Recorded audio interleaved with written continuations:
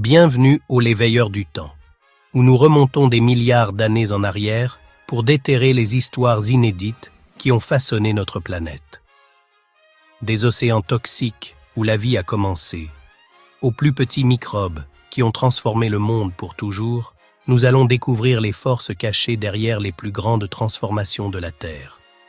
Abonnez-vous et appuyez sur la cloche et explorez avec nous l'épopée de la vie, de la science et de l'histoire. Imaginez un monde que vous ne reconnaîtriez même pas. Une planète enveloppée d'un ciel orange et brumeux. Au-dessus, un soleil brille, plus petit et bien plus faible que le nôtre. Imaginez un océan dont la couleur n'est pas un bleu accueillant, mais un vert olive trouble chatoyant d'un éclat métallique. C'est l'océan du poison. Un ciel sans aucune trace d'oxygène. Un monde rempli de radiation, où l'eau était un mélange chimique corrosif. C'était la Terre, il y a 3,5 milliards d'années. C'était l'un des environnements les plus difficiles de l'histoire de notre planète. Et pourtant, c'est là qu'une des plus grandes histoires allait commencer.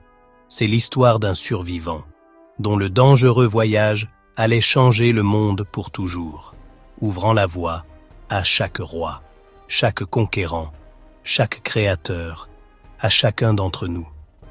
C'est l'histoire de notre plus ancien ancêtre. Pour vraiment comprendre ce voyage, nous devons oublier tout ce que nous savons sur notre monde. Oublier les océans bleus calmes et les continents verdoyants. Nous devons retourner à l'éon archéen, quand la Terre était une planète violente et étrange. La Terre était encore en train de refroidir après son état en fusion. Les continents que nous reconnaissons aujourd'hui n'existaient pas alors. À cette époque, il n'y avait que quelques îles volcaniques éparses, des protocontinents felsiques qui semblaient émerger d'un océan global. L'atmosphère de l'époque était une couverture de gaz suffocants, remplie d'azote, de dioxyde de carbone, de méthane et d'ammoniac. Il y avait aussi de légères traces de monoxyde de carbone et de dioxyde de soufre.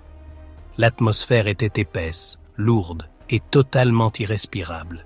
Il n'y avait pas de couche d'ozone à l'époque pour protéger la surface des brûlures des rayons ultraviolets du soleil. Et l'océan, c'était le cœur battant de ce monde hostile. Notre histoire commence dans cet océan mondial, mais ce n'était pas une mer nourricière. L'eau s'étendait telle une soupe chimique toxique. Pendant des milliards d'années, les volcans sous-marins et les cheminées hydrothermales ont craché des minéraux directement dans l'eau, principalement du fer. Les océans primitifs étaient remplis de fer ferreux, Fe2+, soluble, le même élément qui donne sa couleur à notre sang. Mais ici, il avait transformé l'eau en une immense mare de poison métallique verdâtre. Sans oxygène libre dans l'atmosphère, ce fer ne pouvait pas rouiller. Il s'est donc accumulé, créant un environnement qui aurait été immédiatement mortel pour les formes de vie modernes. La température de cet océan ancien est un sujet très débattu. La vision traditionnelle est que c'était un bain très chaud, 85 degrés, 185 degrés. Mais l'analyse des isotopes d'oxygène dans des roches vieilles de 3,5 milliards d'années d'Afrique du Sud et d'Australie a révélé un monde beaucoup plus froid, peut-être entre 0 et 40 degrés, 32, 104 degrés, car le Soleil était alors très faible. Ce paradoxe, une planète chaude sous un Soleil faible, a été résolu par une atmosphère super effet de serre, riche en CO2, jusqu'à 100 fois plus qu'aujourd'hui. La planète était probablement un monde d'extrêmes, une chaleur torride autour des cheminées hydrothermales alcalines au fond de l'océan, mais un froid surprenant partout ailleurs. Le ciel était tout aussi étrange. Le soleil était 25 à 30% plus faible. Cependant, une atmosphère dense, remplie de méthane émis par les microbes primitifs, piégeait la chaleur entrante.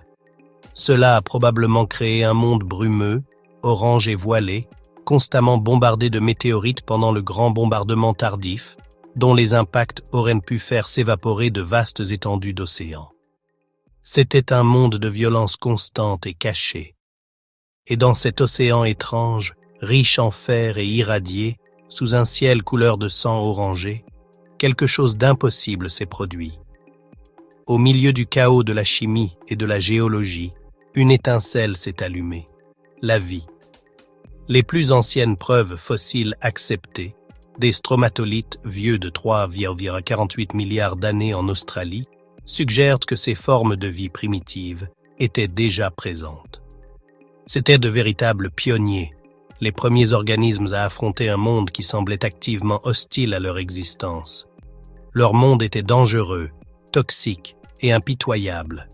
Survivre ici signifiait gagner une loterie impossible à chaque seconde. C'était le monde ordinaire de notre petit ancêtre, et son aventure ne faisait que commencer. Dans les profondeurs sereines de cet océan profond, sombre et vert de fer, notre héros est né. C'est un prokaryote, une cellule simple sans noyau, dont le matériel génétique est un enchevêtrement lâche de codes flottants dans une membrane protectrice. C'est une petite bulle de chimie qui a réalisé l'exploit de se distinguer du monde stérile qui l'entoure, la capacité de se répliquer, de faire des copies d'elle-même.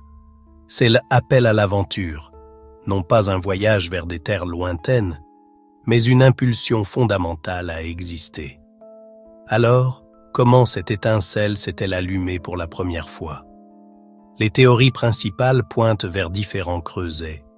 Les gradients chimiques des évents hydrothermaux alcalins, les cycles d'humidification-séchage des sources chaudes volcaniques ou les pores protecteurs des radeaux de pierre-ponce flottants.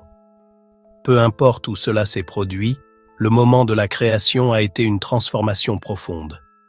Pendant des éons, la planète n'était régie que par les lois inanimées de la physique et de la chimie. Maintenant, quelque chose de nouveau était en jeu. La biologie. Un système autoréplicatif avait émergé. Notre microbe était désormais un participant à l'avenir de la planète. Ses premiers instants sont une lutte frénétique, mais à l'intérieur, un miracle microscopique est à l'œuvre. Il possède un métabolisme, peut-être une forme simple de chimiosynthèse, utilisant des composés d'hydrogène ou de soufre pour produire de l'énergie. Et il contient ce précieux code autoréplicatif, peut-être une forme primitive d'ARN, avec les instructions pour en faire un autre, exactement le même. L'analyse de l'horloge moléculaire génétique suggère que les ancêtres des cyanobactéries modernes, les héros de notre histoire, ont divergé des autres bactéries à cette époque. Notre protagoniste fait partie de cette lignée. Sa mission est simple mais cosmique, survivre, se répliquer et s'adapter. Trouver un moyen de survivre au poison, trouver un moyen de s'alimenter, et ce faisant, entamer le processus lent et ardu de transformer la planète entière. Pour notre héros microscopique, la survie était une série d'épreuves sans fin. Le monde était un champ de mines de menaces existentielles. La première épreuve était l'eau elle-même. La forte concentration de fer ferreux dissous était une menace constante. Toute réaction chimique qui produisait un oxydant pouvait transformer ce fer en radicaux hydroxyle, OH, hautement réactifs et nocifs pour les cellules. Mais le fer n'était pas le seul poison. Dans les eaux profondes et sombres, le sulfure d'hydrogène, H2S, créait de vastes zones mortes, euxiniques, inhospitalières. La deuxième grande épreuve était la crise énergétique. La vie a besoin de carburant. D'autres microbes avaient développé une forme primitive de photosynthèse anoxygénique, utilisant des composés comme le sulfure d'hydrogène au lieu de l'eau. Mais cela les confinait à des niches spécifiques. La source d'énergie ultime était juste sous son nez, la lumière du soleil. La troisième épreuve était la violence physique du monde archéen. Sans couche d'ozone, la surface était inondée de rayons UVC. La vie n'avait d'autre choix que de vivre en profondeur, sous des tapis microbiens, ou de développer des écrans solaires moléculaires, comme les pigments caroténoïdes. De plus, les impacts de météorites et le volcanisme rampant étaient des menaces constantes. L'existence de notre microbe était fragile, toujours à la merci d'une catastrophe cosmique aléatoire. Il vivait sur le fil du rasoir. Survivre à cette épreuve était un immense défi, mais ces épreuves sont devenues la force motrice qui allait donner naissance à la plus grande invention évolutive de l'histoire de notre planète. Face à un océan empoisonné et à une pénurie d'énergie, la lignée de notre microbe était poussée à ses limites. C'était innover ou périr. Et dans cette période difficile, il a fait quelque chose d'impensable. Il a perfectionné la photosynthèse oxygénique. Cette grande invention n'est pas née de rien. C'était un projet de rénovation évolutive. Les ancêtres de notre microbe possédaient déjà des systèmes photosynthétiques simples.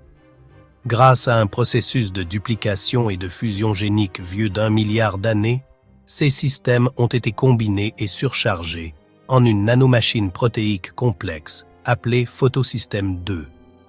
Cette merveille moléculaire, avec un unique amas de manganèse-calcium, Mn4CaO5 en son centre, pouvait capturer l'énergie de 4 photons de lumière solaire et l'utiliser pour accomplir l'impossible, briser les molécules d'eau. En apprenant à briser l'eau, H2O, notre microbe a exploité une ressource presque illimitée.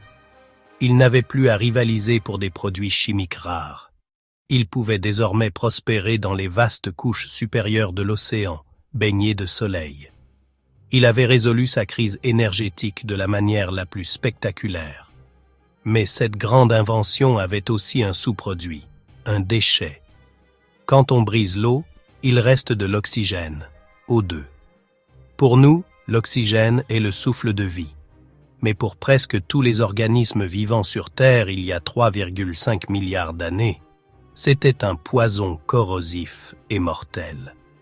Il pouvait arracher des électrons à d'autres molécules, détruisant ainsi la machinerie de la vie. Ainsi, en assurant son avenir, notre microbe a créé une nouvelle et terrible menace pour le monde. Il avait résolu sa crise énergétique, mais ce faisant, il avait commencé à produire un polluant toxique qui finirait par provoquer l'une des plus grandes catastrophes écologiques de l'histoire de la planète. La récompense de ce bond évolutif fut immédiate. Armés du pouvoir de la photosynthèse oxygénique, nos microbes et leurs descendants, les cyanobactéries, avaient débloqué une source d'énergie à l'échelle planétaire. Une explosion démographique s'ensuivit. Ils formèrent de vastes tapis microbiens visqueux qui créèrent des stromatolites en couches. Ils eurent un succès phénoménal. Mais chaque action a une réaction. L'oxygène qu'ils pompaient sans relâche commença à s'accumuler. Paradoxalement, l'abondant fer dissous, si toxique pour la vie, devint maintenant le sauveur de la planète. Il agit comme un éboueur global, se combinant instantanément avec les molécules d'oxygène libres pour former de l'oxyde de fer insoluble, de la rouille. Et ainsi commença l'un des événements géologiques les plus spectaculaires de l'histoire de la Terre. Les océans commencèrent à rouiller. Des milliards de tonnes de particules d'oxyde de fer tombèrent au fond des mers, formant les colossales formations de fer rubané, BIF, que nous trouvons aujourd'hui. Ce processus enterra le poison d'oxygène sous forme de minerais de fer. Pendant près d'1 milliard d'années, les océans agirent comme une éponge géante. Mais la réaction créa également une zone de souffle de radicaux libres toxiques autour de chaque cyanobactérie. L'élément qui sauva le monde était aussi une menace directe pour les innovateurs. Les cyanobactéries étaient implacables. Leur moteur solaire ne s'arrêtait jamais. Et finalement, inévitablement, les puits commenceraient à se remplir. Un point de bascule approchait. Cette incroyable transformation à l'échelle planétaire a été entièrement menée par un seul organisme microscopique, luttant pour sa propre survie. C'est un puissant rappel que les plus grands changements commencent souvent par les plus petits. Si ce voyage à travers le temps profond vous fascine autant que moi, pensez à vous abonner et à cliquer sur l'icône de la cloche. Votre soutien nous permet de plonger encore plus profondément dans les chapitres incroyables du passé de notre planète. Maintenant, revenons au moment où le monde a changé pour toujours. Ce blocage ne pouvait pas durer éternellement. Les puits de la planète étaient épuisés. La preuve finale de leur échec est gravée dans la chimie isotopique des roches anciennes. Dans les sédiments vieux de plus de 2,4 milliards d'années, nous trouvons une empreinte unique. La fractionnement indépendant de la masse du soufre, S-MIF, qui ne peut se former que dans une atmosphère sans ozone. Dans les roches datant de moins de 2,4 milliards d'années, ce signal disparaît. C'est la preuve irréfutable. C'est la preuve ultime du grand événement d'oxydation, GEO. L'oxygène avait finalement submergé le système et commençait à se répandre dans l'atmosphère. Pour la vie anaérobie, qui régnait sur la planète, ce fut un cataclysme. La marée montante de ce gaz corrosif a provoqué une extinction massive. Les pionniers de l'ancien monde sont devenus des réfugiés, contraints de se retirer dans les poches de la planète de moins en moins dépourvues d'oxygène. Les conséquences furent désastreuses. Le méthane, un gaz à effet de serre majeur, a été oxydé par le nouvel oxygène, faisant chuter le thermostat de la planète. Ce choc climatique a plongé la Terre dans les glaciations huroniennes, recouvrant peut-être toute la planète de glace pendant des millions d'années, une Terre boule de neige. Mais de cette catastrophe est née une nouvelle association, l'événement biologique le plus important depuis l'aube de la vie. Un archéon avait ingéré l'une de ces bactéries qui avait appris à utiliser l'oxygène pour une respiration aérobie puissante. Au lieu de la digérer, un accord symbiotique a été conclu. Cette bactérie est devenue une mitochondrie. Cet événement, l'endosymbiose, était le résultat direct du nouveau monde riche en oxygène. Il a fourni un surplus d'énergie 18 fois supérieur à celui d'avant, une condition préalable à la complexité.